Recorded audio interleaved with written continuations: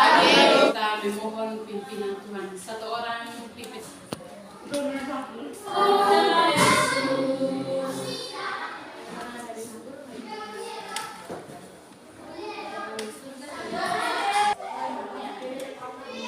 Ya, terima kasih untuk teman kita Grace yang membawa ada. Siapa? Aris Ando. Dihapuskan dosaku hanya oleh darah Yesus. Jadi materi ini juga kita belajar indahnya mengampuni. Materi ini bukan materi yang baru bagi kita. Karena apa? Setiap hari kita baca buku cetak tentang indahnya mengampuni. Di perpustakaan juga kita belajar. Dan karena itu, saya minta kesediaan satu orang untuk yang namanya Nelson Mandela. Ya. Belajar tentang indahnya mengampuni, kita harus belajar dari kisah Nelson Mandela. Nelson Mandela adalah seorang tokoh pejuang Afrika Selatan yang memperjuangkan keadilan bagi kaum kulit hitam di Afrika Selatan. Setelah Nelson Mandela dibebaskan dan memenangkan pemilihan umum di Afrika Selatan dan terpilih sebagai presiden, orang pertama yang diundang untuk makan malam bersama adalah siapa? Kepala penjara. Padahal dalam masa hukumannya kepala penjara itu banyak merugikan dirinya. Ketika para wartawan mengajukan pertanyaan kepadanya, mengapa Anda memberi prioritas pada kepala penjara yang sering menyakiti Anda? Kira-kira siapa yang tahu apa jawaban Nelson Mandela pada waktu itu? Hah? Apa jawaban Mandela? Kamu harus terlebih dahulu mengampuni seseorang yang berada di dekatmu dan yang paling banyak menyakitimu.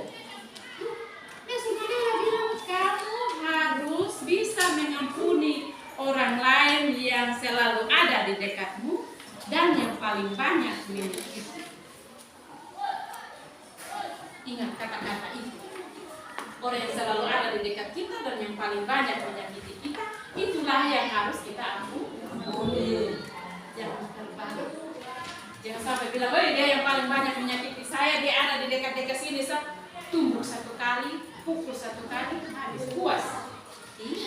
Nelson Mandela bilang tidak. Orang yang selalu ada di dekat kita dan yang paling banyak menyakiti kita, itulah yang harus kita ampuni. Jika kita mampu melakukan apa? Karena kita tidak pernah membantu orang lain.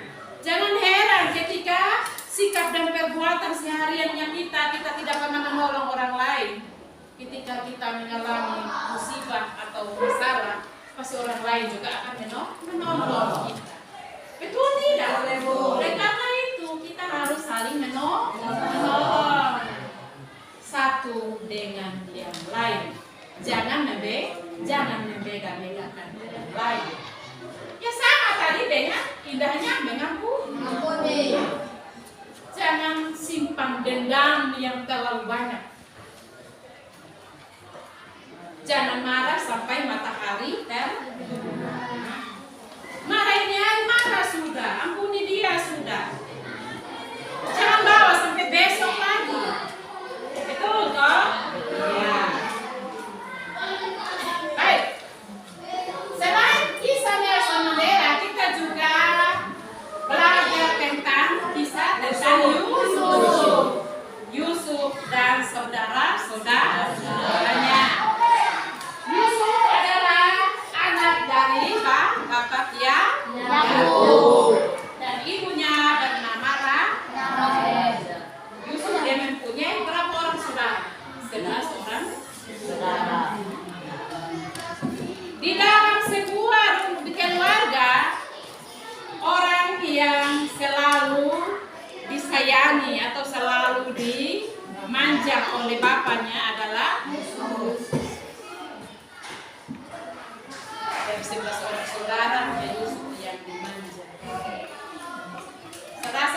tentang Yusuf ada di dalam buku dan juga di dalam Alkitab. Yang bawa Alkitab silakan buka Kejadian 1 ayat 36. Tulis itu, nanti di rumah baru baca. Itu tahu tentang kisah Yusuf. Di sini juga Yusuf dan saudara-saudara. Saudara-saudaranya menjual Yusuf. Iya toh? Karena mereka iri terhadap Yusuf, mereka menjual Yusuf. Ketika pulang di rumah, Yakub tanya, di manakah saudaramu? Mereka bilang Yusuf sudah mati di terkam binatang. Padahal mereka sudah menjual Yusuf. Karena keteguhan iman dari Yusuf, karena kesabaran daripada Yusuf, walaupun saudara-saudaranya menjual Yusuf, ketika dia sampai di Mesir dia menjadi seorang raja. Pada waktu kelaparan waktu itu saudara-saudara Yusuf pergi ke Mesir dan di situ Yusuf menjadi seorang raja dan kenal. Ceritanya itu ada di dalam Alkitab. Jadi kita silakan buka Alkitab dan buka. Ada yang mau bertanya tentang materi ini kok, tentang indahnya minyak kuning? Tidak? Ya. Tidak ada? Jelas kok? Jelas. Kalau tidak ada yang mau bertanya, sekarang kita masuk dalam diskusi kelompok. Kelompok 1, kelompok 2, dan kelompok 3 kelompok.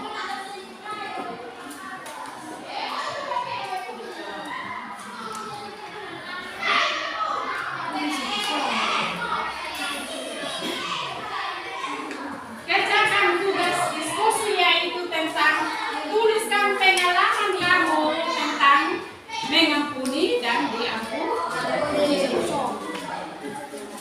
Apa yang ibu sudah jelaskan tadi itu sudah jelas. Tinggal tulis pemahaman kalian tentang mengampuni dan diampuni. Kita juga pernah mengampuni orang lain dan kita juga pernah diampuni oleh orang lain. Iya toh? Tinggal tulis di sini. Ya baik. Diskusi kelompok sudah kok? Sudah. Kelompok 1 sudah? Sudah. Kelompok 2? Sudah. Kelompok 3? Sudah. Baik. Kalau diskusinya sudah, maka kita akan presentasi. Oleh karena itu, kelompok 1 ibu memberikan kesempatan untuk presentasi hasil diskusi kelompok.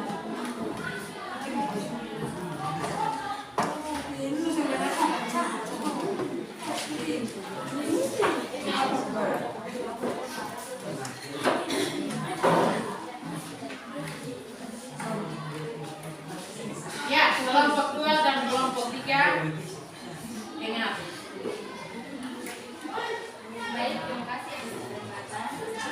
Sebelumnya kami dari kelompok 1 akan mempresentasikan hasil diskusi kami tentang mengampuni dan diampuni beserta dengan contohnya.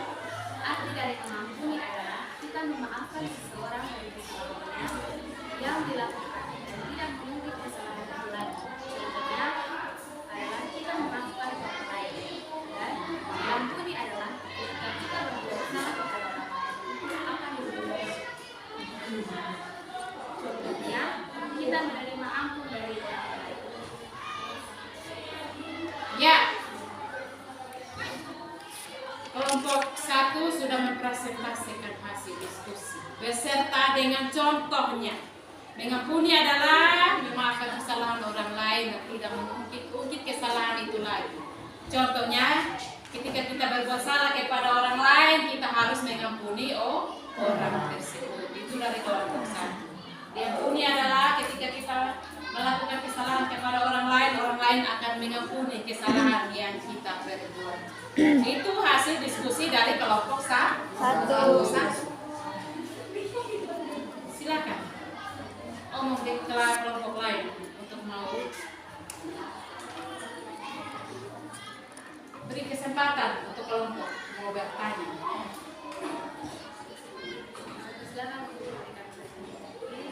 Ya, kelompok 1 memberikan kesempatan kepada kedua kelompok ini untuk ada yang memberi saran atau pertanyaan, silakan.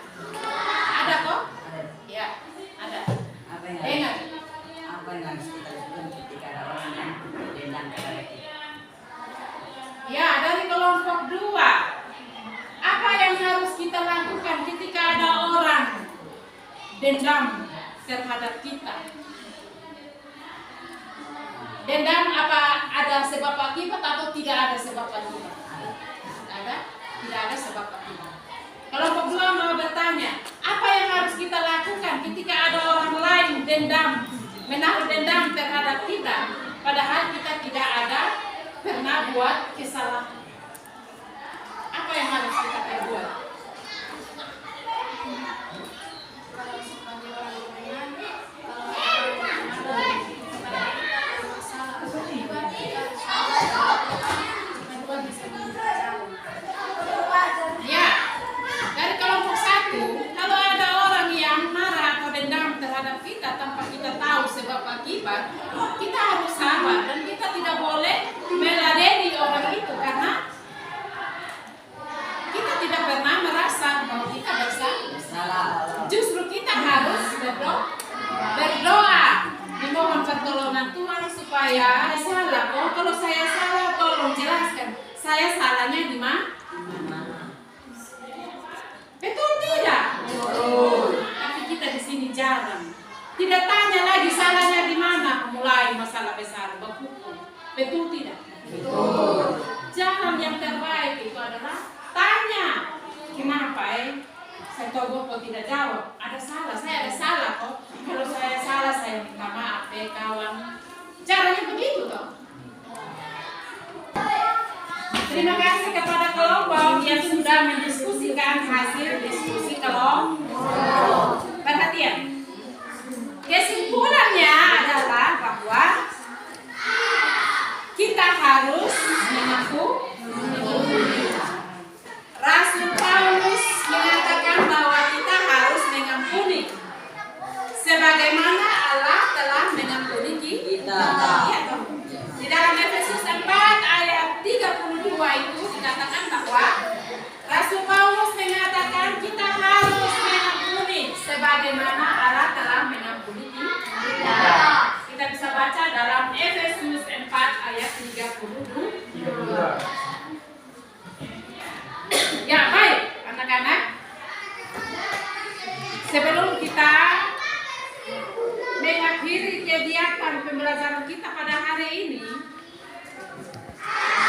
Ibu akan memberikan suatu rangkuman atau kesimpulan bahwa Allah terlebih dahulu mengampuni kita